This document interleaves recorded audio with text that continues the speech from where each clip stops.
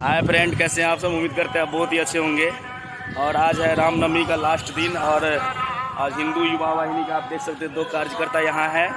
और मेरा थोड़ा सा गला ख़राब है, लेकिन कोई बात नहीं, फिर भी आप लोगों के साथ वीडियो शूट कर रहे हैं अभी।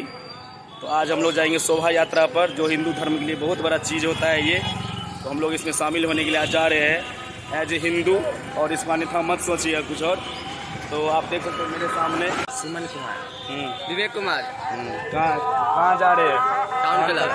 Town club. फिर वहाँ से कहाँ निकलना है बताओ? बड़ी मस्जिद होते हुए थाना चौक। ओके, तो चलिए हम लोग चलते हैं सब साथ। बहुत सारे कार्यकर्ता हैं, हजारों हजार की संख्या में। तो आप लोग वीडियो को लास्ट तक जरूर देखिएगा और हम लोग चलते हैं वहाँ पे, मिलते हैं फिर लास्ट में। तो एक बार नारा लगाओ, जय श्री राम। जय श्री राम।